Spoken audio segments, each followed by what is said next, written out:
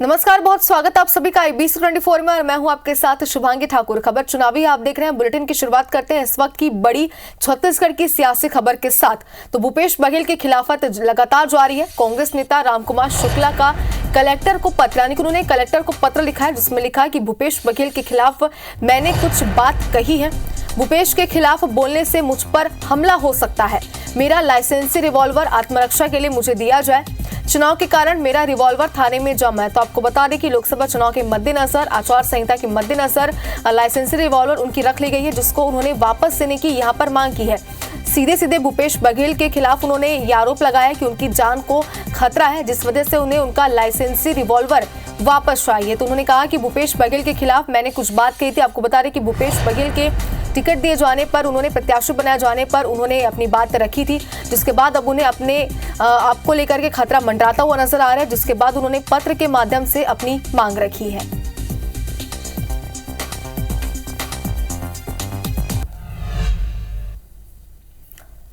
और रामकुमार के पत्र को लेकर बीजेपी विधायक अजय चंद्राकर का बयान सामने आया। उन्होंने कहा कि पूर्व सीएम भूपेश ने कांग्रेस में स्लीपर सेल होने की बात कही है। भूपेश की बातों से स्पष्ट है कि कांग्रेस आतंकी संगठन की तरह काम कर रहा है। कांग्रेस से समाज के लोगों को भी खतरा हो सकता है। कांग्रेस नेता रामकुमार ने अपनी आवाज उठाई है। प्रशासन को इस पर ध्यान देना चाहिए।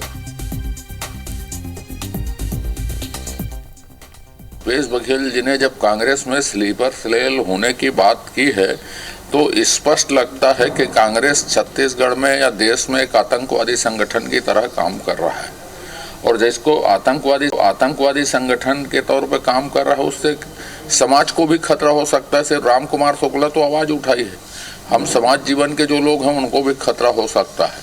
प्रशासन को इस पर ध्यान देना चाहिए। और लोकसभा चुनाव के पहले मध्य प्रदेश में कांग्रेस को लगातार बड़े झटके लग रहे हैं। नेताओं का पाला बदलकर बीजेपी में शामिल होने का सिलसिला लगातार जारी है। कांग्रेस के कई बड़े नेताओं ने कांग्रेस का हाथ छोड़ बीजेपी का दामन थामा है। दमोह और छिंदवाड़ा से कांग्रेस के लिए बुरी खबर सामने आई है। दमोह से कांग्रेस के संभावित लोकसभा उम्मीदवारों की रेस में रही जिला पंचायत अध्यक्ष रंजीता गौरव पटेल ने भोपाल में बीजेपी ज्वाइन कर ली है। प्रदेश बीजेपी कार्यालय में प्रदेश अध्यक्ष VD शर्मा, पूर्व गृह मंत्री डॉक्टर नरोत्तम मिश्रा, पंचायत मंत्री प्रहलाद पटेल ने उन्हें सदस्यता दिलाई है। तो वहीं छिंदवाड़ा में कमलनाथ के करीबी कांग्रेस विधायक कमलेश शाह भी बीजेपी में शामिल हो गए हैं। सीएम आवास पहुंचकर उन्होंने बीजेपी की सदस्यता ली है।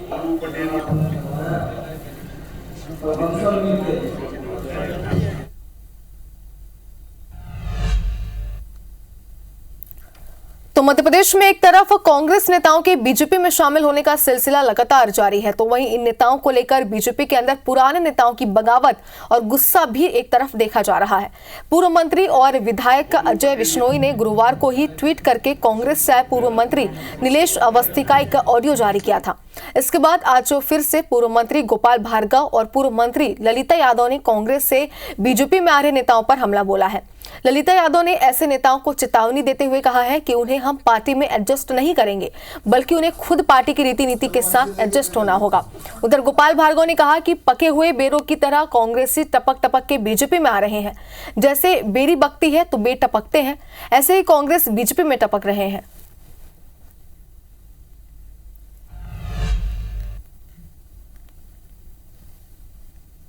जिस तरह से कांग्रेस के लोग शामिल हो रहे हैं, मुझे लगता है जैसे बेरी होती नहीं, पकी हुई बेरी, और हिलाते हैं तो बेर टपकते हैं, ऐसे टपक टपक के आ रहा है सर।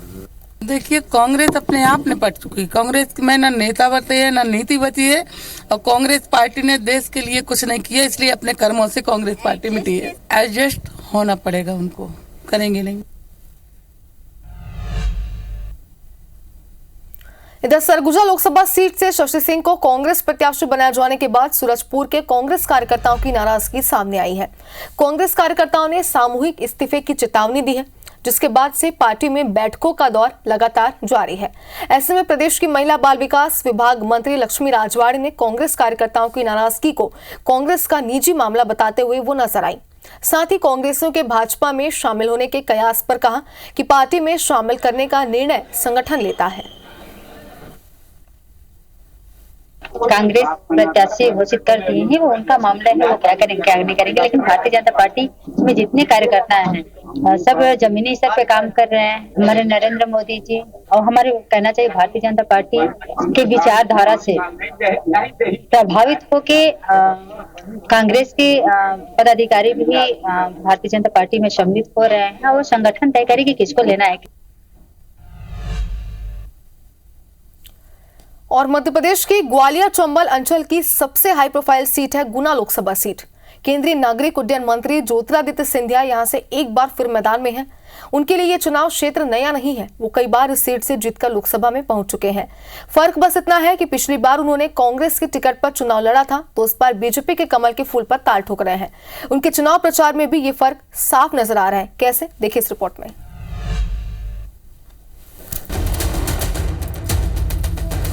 कमल के फूल पे डालोगे, कमल का फूल पे डालना है। सिंधिया रियासत के वारिस और बीजेपी के कद्दावर नेताओं में शुमार ज्योतिरादित्य सिंधिया वोटर्स को बार बार ये बात याद दिला रहे हैं कि मैं तो वही हूँ, आपका अपना ज्योतिरादित्य सिंधिया, लेकिन मुझे देखकर कहीं आप हाथ के पंजे पर वोट न दे आना। इस बार कमल के फूल का ही बटन दबाना। सिंधिया को ये मशक्कत इसलिए करनी पड़ रही है क्योंकि साल 2001 से वो लगातार यहाँ लोकसभा का चुनाव लड़ते आए। हर बार हाथ का पंजा ही उनका चुनाव चिन्ह हुआ करता था, लेकिन इस बार वो बीजेपी की टिकट पर चुनाव मैदान में, जिसका चुनाव चिन्ह कमल का फूल है। हाथ के पंजे को नकारना है, कमल के फूल पे डालना है। ज्योतिरादित्य सिंधिया मतलब कमल का फूल, याद रखना, कमल का फूल। सबको बताना, ज्योतिरादित्य सिंधिया मतलब कमल का फूल। राजमाता सिंधिया का कमल का फूल, ज्योतिरादित्य सिंधिया का कमल का फूल डालोगे। गुना ज्योतिरादित्य सिंधिया की परंपरागत सीट है। उनके पिता माधवराव सिंधिया और दादी राजमाता विजयराजे सिंधिया यहाँ से चुनाव लड़ चुकी। सिंधिया परिवार का कोई भी सदस्य कभी चुनाव नहीं आ रहा, लेकिन 2019 में ज्योतिरादित्य को बीजेपी के केपी यादव ने हरा दिया था, जो उनके लिए किसी बड़े सदमे से कम न था। इसके बाद वो कांग्रेस छोड़ बीजेपी में शामिल हो गए। अब वो जमाना नहीं रहा कि सिंधिया नाम इस बात की गारंटी हो कि आप बिना चुनाव चिन्ह के जीत जाएंगे। अब मोदी की गारंटी जैसे चल रही है देश में, उस तरह से सिंधिया की गारंटी इस इलाके में नहीं चल रही है। इसलिए सिंधिया जी को बार बार ये स्पष्ट करना पड़ता है कि वो किस दल में है। यानी उनकी जो आइडेंटिटी थी राज परिवार के प्रमुख की हैसियत से, वो धूमिल हो गई है। अब चुनाव चिन्ह उस पर हावी हो गया है। बीजेपी ने केपी यादव का टिकट काटकर सिंधिया को मौका दिया है। कांग्रेस ये मानकर चल रही है कि केपी यादव का टिकट काटने से यादव समाज में बीजेपी के खिलाफ गुस्सा है, जिसका फायदा कांग्रेस को होगा। इसी के चलते कांग्रेस ने उनके सामने यादव कार्ड खेलते हुए पूर्व विधायक राव देशराज यादव के बेटे राव यादवेंद्र सिंह को उतार दिया है। कांग्रेस सिंधिया को जहां कच्चा खिलाड़ी बताती है, तो वहीं बीजेपी कहती है कि सिंधिया के सामने कोई टिकने नहीं वाला। कैलाशवासी महाराज माधवराव सिंधिया जी यहाँ से चुनाव लड़े थे, तो उगते हुए सूरज पर लड़े थे। हमें किसी को कहने की जरूरत नहीं थी, हर आदमी समझ रहा है सिंधिया जी खड़े हुए, यहाँ ज्योतिरादित्य सिंधिया जी खड़े हुए हैं, इसलिए सब उनको बोलते हैं। क्या लगता है, तो कोई दिक्कत नहीं है? नहीं, कोई दिक्कत नहीं, प्रचंड बहुमत से जीता। गुना शिवपुरी लोकसभा सीट के चुनावी नतीजे ज्योतिरादित्य सिंधिया के सियासी भविष्य का फैसला करेंगे। पिछले चुनाव में हार का कड़वा अनुभव उनको हो चुका है। ऐसे में ये चुनाव सिंधिया के लिए किसी अग्नि परीक्षा से कम नहीं। पार्टी में भितरघात खत्म कर जीत प्राप्त करना सिंधिया के लिए सबसे बड़ी चुनौती है।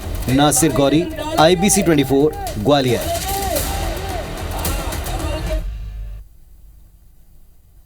इधर कांग्रेस ने बिलासपुर सीट से विधायक देवेंद्र यादव को प्रत्याशी बनाया है। उनका सीधा मुकाबला बीजेपी प्रत्याशी तोखन साहू से होगा।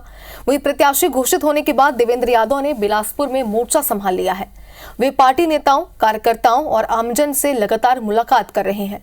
उनका कहना है कि इस बार बिलासपुर लोकसभा से अप्रत्याशित परिणाम सामने आएंगे। 3 दशक तक मौका मिलने के बाद भी कोई काम नहीं करने वाली भाजपा का मिथक टूटेगा। लोकसभा चुनाव का सियासी बिसात बिछ चुका है। दोनों राष्ट्रीय दलों ने अपने प्रत्याशी उतार दिए हैं। छत्तीसगढ़ के high profile seat Bilaspur Lok Sabha से जहां भाजपा ने तोखन साहू को प्रत्याशी बनाया है, कांग्रेस ने देवेंद्र यादव को यहां से प्रत्याशी बनाया है। और देवेंद्र यादव हमारे साथ मौजूद है, सीधे बात करते हैं। बिलासपुर लोकसभा से देवेंद्र यादव प्रत्याशी किस तरह से देखते हैं, और अब चूंकि आप बिलासपुर में पहुंच गए हैं, किस तरह से आगे इस लोकसभा चुनाव में आप जा रहे हैं? मैं बिलासपुर की सभी सम्मानित जनों का बहुत दिल से आभार करूंगा। बहुत स्नेह और आशीर्वाद बिलासपुर के लोगों का मुझे लगातार मिल रहा है। माँ महामाया के आशीर्वाद से यहाँ पर आने का मौका मिला, काम करने का मौका मिला और ये एक मेरी कर्म भूमि रहेगी मेरे जीवन की। शुरुआती समय मैंने भिलाई में काम करके दिखाया, वहाँ पर लोगों के बीच में रहा। इसके बाद बिलासपुर में आने का मौका मिला। पार्टी का धन्यवाद करूँगा, शीर्ष नेताओं का धन्यवाद करूँगा और संगठन हमारा यहाँ बहुत मजबूत है, बहुत सक्रिय है। हम लोग मजबूती से चुनाव लड़ेंगे और 10 साल की भारतीय जनता पार्टी की सरकार को आम जनता ने देखा है। जिस तरीके से महंगाई, बेरोजगारी, ये सारी चीज़ें हुई है, उसको देखकर इस बार अप्रत्याशित रिजल्ट रहेगा और देश में इंडिया गठबंधन की सरकार आएगी। देवेंद्र, बिलासपुर लोकसभा को कितना जानते हैं, कितना समझते हैं? देखिए, छात्र राजनीति से जुड़ा रहा हूं तो छात्र संघ चुनावों के माध्यम से बहुत युवा साथियों के साथ या हमारे वरिष्ठों के साथ बहुत पुराने संपर्क रहे हैं। मेरी राजनीतिक जीवन की शुरुआत भी यहीं से हुई है। अगर मुझे किसी ने प्रदेश का अध्यक्ष बनाया या स्टेट में पहली बार इस्टेब्लिश किया किसी शहर ने, किन्हीं मतदाताओं ने या किन्हीं लोगों ने, तो वो बिलासपुर के ही लोग थे। लेकिन इसके बावजूद भाजपा कह रही है कि आप बाहरी हैं। भाजपा के पास देखिए, उनसे मैं ये पूछना चाहता हूँ, पिछले 30 साल में उनके सांसदों की उपलब्धि क्या है ये स्पष्ट करें। और हमको गिनाए 5 उपलब्धि गिनाए। पिछले 30 साल में उनके सांसद रहे, 3 दशक हो गए, 5 उपलब्धि गिनाए बिलासपुर के लिए जो उनके सांसदों ने की है, तो बात करेंगे। क्या कुछ मुद्दे आपने देखे हैं बिलासपुर लोकसभा में? क्या कुछ मुद्दे हैं? सभी पे स्पष्टता से बात करेंगे। देखिए, देवेंद्र यादव जो कि बिलासपुर लोकसभा से कांग्रेस के प्रत्याशी हैं और जिस तरह से अब वो बिलासपुर में उनकी एंट्री हुई है, उनका कहना है कि वो पूरी मजबूती के साथ यहाँ चुनाव लड़ेंगे और जिस तरह से भाजपा यहाँ पर लगातार जीत रही है, इस बार वो तिलिस्म टूटेगा, कांग्रेस को जीत दिलाने में पूरी मेहनत करेंगे। कैमरा सतीश मिश्रा के साथ जितेंद्र थवाइत, IMC 24 बिलासपुर। और लोकसभा चुनाव को लेकर लगातार बयानबाजी जारी है। भाजपा कांग्रेस के एक उम्मीदवार को टारगेट करके उनके खिलाफ बयानबाजी की रणनीति पर काम कर रही है। इसी कड़ी में शुक्रवार को भाजपा प्रवक्ता केदार गुप्ता ने राजनांदगांव लोकसभा से कांग्रेस प्रत्याशी पूर्व सीएम भूपेश बघेल पर निजी स्वार्थ के लिए राजनीति करने का आरोप लगाया। केदार गुप्ता ने मीडिया से चर्चा करते हुए कहा कि भूपेश बघेल समझ चुके थे कि रायपुर और दुर्ग में उन्हें हार का सामना करना पड़ेगा, इसलिए वे राजनांदगांव शिफ्ट हुए। वहीं भाजपा अनुसूचित जनजाति मोर्चा के अध्यक्ष विकास मरकाम ने बस्तर लोकसभा के कांग्रेस प्रत्याशी कवासी लखमा पर हमला बोलते हुए कहा कि कवासी खुले मंच से कह रहे हैं कि वे अपने बेटे के लिए टिकट मांग रहे थे, लेकिन उन्हें जबरदस्ती टिकट पकड़ा दिया गया। पार्टी ने जबरदस्ती की तो वो राजनांदगांव भाग खड़े हुए। राजनांदगांव जाने के बाद उनको अपनी हार स्पष्ट रूप से दिखाई दे रही है, क्योंकि सबको पता चल गया कि भूपेश जी अपने लिए राजनीति करते हैं, छत्तीसगढ़ की महतारी और कांग्रेस पार्टी के लिए नहीं। कल कवासी लखमा जो कि बस्तर के कांग्रेस के प्रत्याशी हैं, उन्होंने बयान दिया कि मैं अपने बेटे के लिए दुल्हन मांगने गया था और पार्टी ने मुझे ही दूल्हा बना दिया। इधर मध्य प्रदेश की बात करें तो मध्य प्रदेश में लोकसभा चुनाव में किसानों का एमएसपी का मुद्दा चुनाव रंग में रंगा जाने लगा है। किसान संगठन हो या विपक्ष, दोनों ही सत्ता पक्ष को घेरने के लिए समर्थन मूल्य के मुद्दे को जनता और किसानों के बीच ले जाने की तैयारी कर रहे हैं। भारतीय किसान यूनियन के प्रदेशाध्यक्ष अनिल यादव का कहना है कि राज्य हो या केंद्र, दोनों की सरकारों ने किसानों की मांग पर अब तक कोई ठोस फैसला नहीं लिया है, जिसे किसी भी तरह से लागू कराया जाना चाहिए। आगामी लोकसभा चुनाव में इसको लेकर सरकार को परेशानी उठानी पड़ सकती है। ये जहां जहां वोट मांगने जाएंगे वहां वहां विरोध का सामना करना पड़ेगा। कांग्रेस ने भी सत्ता पक्ष पर जमकर हमला बोला। कांग्रेस ने सरकार पर किसानों से झूठे वादे करने का आरोप लगाया है। तो बीजेपी प्रवक्ता नरेंद्र सलूजा का कहना है कि बीजेपी ने 5 साल के लिए अपने संकल्प पत्र में जनता से जो भी वादे किए हैं वो पूरी तरह से निभाए जाएंगे।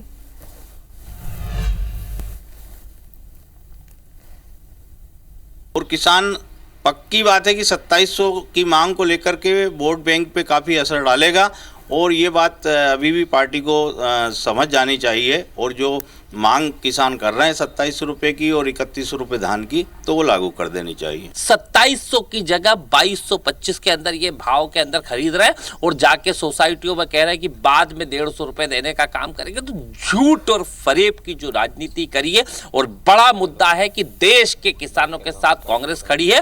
कांग्रेस उनके सारे कर्जे माफ करेगी, उनके साथ खड़े होकर इनको एमएसपी देगी। हमारी सरकार बने अभी तकरीबन 3 माह से थोड़े से दिन ऊपर हुए हैं। यदि बात करें तो 5 साल का हमारा संकल्प पत्र है। हमने जो वादे किए, एक संकल्प पत्र के वादे पूरे होंगे। और विधानसभा चुनाव की तरह लोकसभा चुनाव में भी छत्तीसगढ़ में नारी शक्ति पर ज्यादा फोकस किया जा रहा है। भाजपा जहां पर लोकसभा चुनाव में महतारी वंदन योजना को मोदी की गारंटी पूरी किए जाने को भुनाने की कोशिश में लगी है, तो वहीं कांग्रेस भी भाजपा की रणनीति अपनाते हुए महालक्ष्मी नारी न्याय गारंटी योजना की घोषणा कर चुकी है। फर्क सिर्फ इतना है कि भाजपा महिलाओं को 1,000 रुपए महीने यानी कि 12,000 रुपए साल में दे रही है, वहीं कांग्रेस ने केंद्र में सरकार आने पर सभी महिलाओं को 1 लाख रुपए सालाना देने की घोषणा की है। कांग्रेस ने इसके लिए फॉर्म भरवाने भी शुरू कर दिए। क्या है ये योजना, देखिए इस रिपोर्ट में।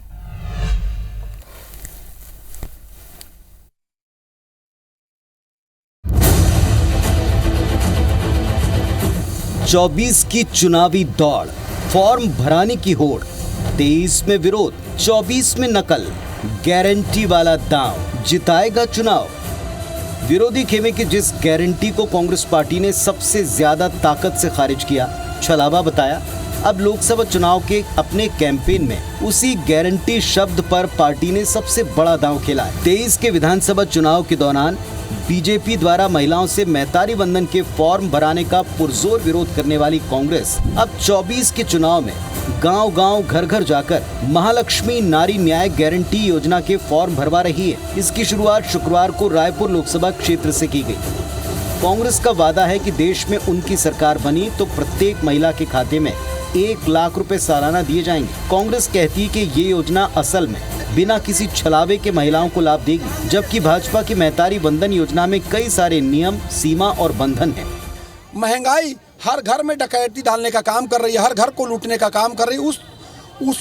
उसी को देखते हुए दूसरी तरफ कांग्रेस पार्टी नारी को न्याय दिलाने का फैसला लिया है।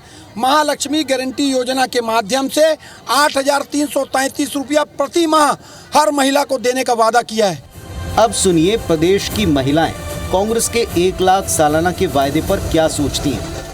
कांग्रेस की गारंटी ज्यादा है, हमको हारे चाहे जीते, हमको कांग्रेस पे भरोसा है। कांग्रेस की गारंटी है, हर महिला को सहायता मिलेगा 1 लाख रुपया का। 1,000 रुपए दे या ना दे, लेकिन शराब मुक्ति होना चाहिए, शराब बंद होना चाहिए। कांग्रेस में भरोसा है, वो बीजेपी वाला तो एक दिन दे, अभी 1 महीना, महंगाई कितना बढ़े है। इधर कांग्रेस की महालक्ष्मी नारी न्याय गारंटी योजना के फॉर्म भरवाने वाली मुहिम पर बीजेपी तंज कस रही। बीजेपी का कहना है कि जिस पार्टी के कार्यकर्ताओं को अपने नेता पे भरोसा ना हो, उनके वायदे पर जनता कैसे विश्वास करेगी। छत्तीसगढ़ में उन्होंने कहा था कि 500 रुपए प्रति महीना देंगे बहनों को, 5 साल नहीं दिया। कांग्रेस पार्टी की विश्वसनीयता समाप्त हो गई है। ये कितना भी कुछ बोलें, जनता इनके कहने पर आने वाली नहीं है। भरोसा खत्म हो चुका, विश्वसनीयता कहीं बरकरार है नहीं। किसी स्टेट में कुछ इन्होंने कभी किया हो तो उसका एक उदाहरण प्रस्तुत कर लें। विश्वास खत्म हो चुका कांग्रेस के ऊपर जनता का, और इसलिए मोदी है तो भरोसा। वैसे ये पहली बार नहीं हुआ। 2023 के विधानसभा चुनाव में भी तू डाल में पात की तर्ज पर चुनावी घोषणाएं की गईं, लेकिन टर्निंग पॉइंट साबित हुआ बीजेपी की महतारी वंदन योजना और उसके लिए फॉर्म भरवाया जाना। नतीजा सबके सामने है। तब कांग्रेस छत्तीसगढ़ गृहलक्ष्मी योजना में 15,000 रुपए सालाना देने के ऐलान के बावजूद पिछड़ गई थी। सो इस बार कांग्रेस ने न केवल 1 लाख रुपए सालाना देने का ऐलान किया, बल्कि अभी से योजना के फॉर्म भरवाने भी शुरू कर दी। बड़ा सवाल ये, जिस गारंटी को कांग्रेस फरेब बताती थी, जिस फॉर्म भरवाने का विरोध करती थी, अब अपनी योजना के नाम में गारंटी को जोड़कर फॉर्म भरवाने की कवायद कर रही है। बीजेपी 12,000 सालाना दे रही है तो कांग्रेस बिना शर्त 1 लाख रुपए देने का वायदा कर चुकी है। क्या इस वायदे पर महिलाएं विश्वास कर रही हैं? क्या इसका कांग्रेस को लाभ होगा? Star Jain, IBC 24, Raipur.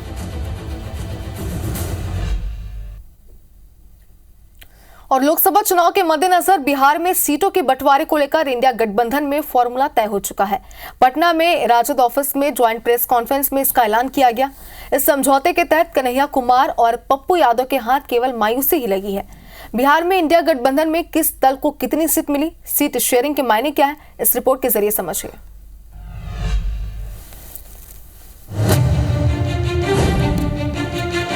दिल्ली में महागठबंधन के नेताओं के बीच 3 दिन चली मैराथन मीटिंग के बाद पटना में ज्वाइंट प्रेस कॉन्फ्रेंस में सीट बंटवारे का ऐलान हुआ। सीट शेयरिंग का जो फॉर्मूला तैयार हुआ उसके मुताबिक लालू प्रसाद यादव की आरजेडी सबसे ज्यादा 26 सीटों पर चुनाव लड़ेगी, कांग्रेस को 9 और लेफ्ट को 5 सीटें मिली। बंटवारे में सबसे ज्यादा पेंच और चर्चा जिस पूर्णिया सीट को लेकर थी वो सीट अब आरजेडी के खाते में, यानी हाल ही में कांग्रेस में शामिल हुए पप्पू यादव का पत्ता कट गया। आरजेडी की टिकट पर यहां जदयू से आई बीमा भारती महागठबंधन की उम्मीदवार होंगी। इधर पूर्णिया सीट से दावेदारी कर रहे पप्पू यादव पीछे हटने को तैयार नहीं। उन्होंने सीट शेयरिंग के ऐलान से पहले एक्स पोस्ट पर लिखा, सीमांचल कोसी जीतकर देश में कांग्रेस सरकार बनाएंगे, पूर्णिया में कांग्रेस का झंडा लहराएंगे, राहुल जी को प्रधानमंत्री बनाएंगे। वहीं बंटवारे के ऐलान के बाद उन्होंने प्रेस कॉन्फ्रेंस में साफ साफ कहा कि 4 अप्रैल को वो पूर्णिया लोकसभा सीट से अपना पर्चा दाखिल करने जा रहे हैं। हर परिस्थिति में पूर्णिया में कांग्रेस का झंडा की जीत होगी। 4 तारीख को आप पूर्णिया की जनता की भावनाओं के अनुकूल कांग्रेस की झंडा पूर्णिया की धरती पर फहराए जाएंगे। बिहार में सीट बंटवारे में कांग्रेस के एक और नेता कन्हैया कुमार को भी झटका लगा। दरअसल बेगूसराय सीट सीपीआई के हिस्से में गई। 2019 का चुनाव कन्हैया कुमार सीपीआई की टिकट पर ही लड़े थे। हालांकि चुनाव हारने के बाद कन्हैया कांग्रेस में शामिल हो गए। सीट बंटवारे में बेगूसराय सीट अब सीपीआई के हिस्से में है। महागठबंधन में हुए इस सीट बंटवारे पर एनडीए के नेता भी तंज कस रहे हैं। बहुत देर कर दी हुजूर आते आते। ऐसा देर उन लोगों ने किया है कि हम समझते हैं कि जनता स्पष्ट कर हो गई है कि उन लोगों में मेल मिलाप दिल से हो ही नहीं सकता है। ये एक कागजी बंटवारा उन लोगों ने किया है। अभी भी दिल में पूरा खोट है और इसका सीधे परिणाम पर, रिजल्ट पर प्रभाव पड़ेगा। बहरहाल बिहार की 40 सीटों पर 7 चरणों में चुनाव होने। एन चुनाव से पहले नीतीश के पाला बदल लेने के बाद एनडीए 5 के पावर पंच के साथ मैदान में। खास बात यह कि पहली बार बीजेपी बड़े भाई की भूमिका में। वहीं इंडिया गठबंधन की तरफ से बिहार में मुकाबले की कमान एक बार फिर आरजेडी के हाथों में होगी। Election desk, IBC 24। और चलो इसी बीच दिल्ली से आपको बड़ी खबर दिखाते हैं। केजरीवाल को सीएम पद से हटाने की याचिका, दिल्ली के सीएम अरविंद केजरीवाल के खिलाफ एक और याचिका लगाई गई है। दिल्ली हाईकोर्ट में ये नई जनहित याचिका दायर हुई है। बता दें कि केजरीवाल को सीएम पद से हटाने की मांग यहां पर की जा रही है। तो एक और याचिका यहां पर दाखिल हो चुकी है। दिल्ली के मुख्यमंत्री अरविंद केजरीवाल को ईडी ने लगभग 2 घंटे की पूछताछ के बाद 21 मार्च को उनके आधिकारिक आवास से गिरफ्तार किया था, जिसके बाद लगातार बयानबाजियां भी जारी थी। जो उनके समर्थक थे, जो तमाम आपके कार्यकर्ता थे, पदाधिकारी थे, सभी सड़कों पर उतर आए थे और लगातार याचिकाएं भी दाखिल हो रही और अब एक और नई याचिका यहां पर दाखिल हुई है।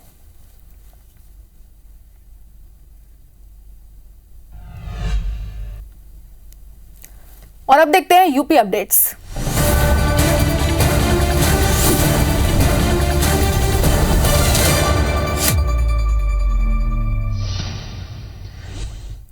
गाजीपुर के मोहम्मदाबाद में माफिया मुख्तार अंसारी को सुपुर्दे खाक कर दिया गया। इस दौरान चप्पे चप्पे पर पुलिस बल तैनात रहा। इसके अलावा गाजीपुर में धारा 144 लगा दी गई है और पुलिस ने लोगों से शांति बनाए रखने की अपील की। पोस्टमार्टम में हार्ट अटैक से मौत होने की बात सामने आई है।